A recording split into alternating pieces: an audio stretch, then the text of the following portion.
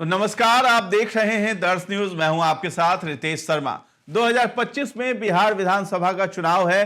करीब एक साल का वक्त बचा है, लेकिन महाराष्ट्र चुनाव के बाद जो नतीजे आए हैं, उसके बाद जिस तरह से सरकार बनी है, उसको लेकर बिहार में भी सियासत तेज हो गई है। संयोग से महाराष्ट्र की तरह बिहार में भी दो दो उप मुख्यमंत्री हैं। महाराष्ट्र में बीजेपी बड़े भाई की भूमिका में जैसे ही आई है, उसके बाद बिहार में 2025 में क्या होगा, इसकी भविष्यवाणी भी होने लगी है।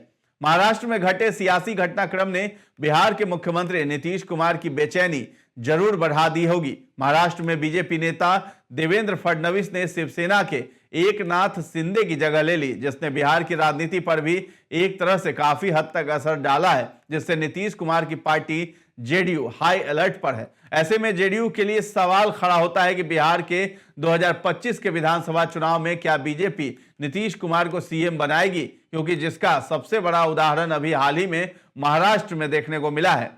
तो बीजेपी ने जेडीयू प्रमुख नीतीश कुमार को भरोसा दिया है कि 2025 का बिहार विधानसभा चुनाव आपके नेतृत्व में लड़ा जाएगा। लेकिन बीजेपी के इस आश्वासन के बाद भी जेडीयू के सामने यह सवाल है कि क्या भाजपा बिहार की 243 सीटों वाली विधानसभा में 122 बहुमत के आंकड़े के करीब पहुंचने पर महाराष्ट्र के प्रयोग को दोहरा सकती है। हालांकि अभी तक इसको लेकर कोई भी रिकॉर्ड पर बोलने के लिए तैयार नहीं है, लेकिन जदयू के वरिष्ठ पदाधिकारियों ने कहा है कि भाजपा ने बिहार के गठबंधन मॉडल को अपनाने के शिंदे के प्रस्ताव को खारिज कर दिया, जहां नीतीश अपनी पार्टी के भाजपा से कम सीटें जीतने के बावजूद सीएम बने रहेंगे।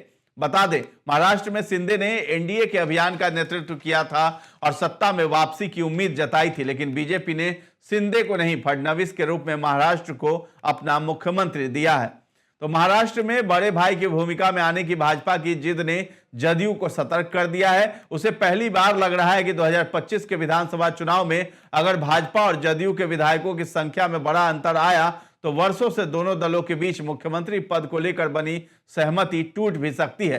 यही कारण है कि जदयू अभी से विधानसभा चुनाव की तैयारी में जुट गया है।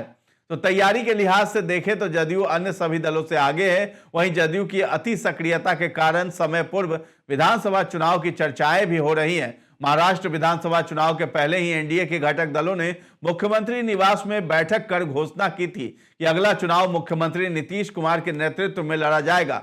नीतीश ही अगले मुख्यमंत्री होंगे, ये बताने की जरूरत इसलिए नहीं पड़ी क्योंकि इसके पहले के चुनाव जब नीतीश के नेतृत्व में लड़े गए और जीत हुई, तो वही मुख्यमंत्री भी बने थे। हाल ही में लोजपा सांसद अरुण भारती ने यह कहकर जदयू को चिंता में डाल दिया कि अगला मुख्यमंत्री कौन होगा, जनता तय करेगी। अरुण भारती लोजपा रामविलास के अध्यक्ष चिराग पासवान के बहनोई हैं। सांसद अरुण भारती ने यह भी कहा कि विधानसभा का चुनाव मुख्यमंत्री नीतीश कुमार, प्रधानमंत्री नरेंद्र मोदी और लोजपा रामविलास के अध्यक्ष चिराग पासवान के नेतृत्व में लड़ा जाएगा। राजनीति के जानकार मानते हैं कि भारती का वक्तव्य अनायास नहीं है। उन्होंने शांत तालाब में एक कंकर फेंकने का काम किया है।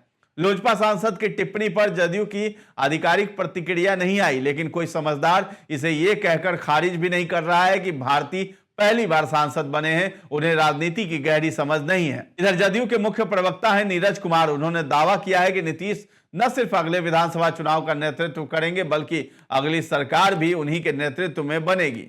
संयोग से बिहार में महाराष्ट्र की तरह ही इस समय एक मुख्यमंत्री और दो उप मुख्यमंत्री हैं। दोनों उप मुख्यमंत्री भाजपा के हैं। अतीत में कभी यह चर्चा भी चली थी कि नीतीश केंद्र की राजनीति में जाएंगे और भाजपा को मुख्यमंत्री का पद दे दिया जाएगा। फिलहाल एनडीए ने 243 सदस्यीय विधानसभा में 225 सीट जीतने का लक्ष्य निर्धारित किया है। जाहिर है इसमें अधिक सीट जीतने की आपसी होड़ भी शामिल है। आरजेडी के प्रवक्ता हैं मृत्युंजय तिवारी। उन्होंने कहा है कि बीजेपी सहयोगियों को धोखा देती है। उद्धव ठाकरे को मुख्यमंत्री पद से हटाने के लिए पार्टी तोड़ी, शिंदे को मुख्यमंत्री बनाया, अब शिंदे को भी मुख्यमंत्री पद से हटा दिया, अपना मुख्यमंत्री बना लिया। नीतीश कुमार जब हम लोग के साथ आए थे तो यही कह रहे थे कि बीजेपी वाले मेरी पार्टी को तोड़ देंगे। नीतीश के साथ बीजेपी कभी भी कुछ भी कर सकती है, उनको सीएम पद से भी हटा सकती है। तो बिहार बीजेपी के वरिष्ठ प्रवक्ता हैं प्रेम रंजन पटेल। उन्होंने इस पर प्रतिक्रिया दी है।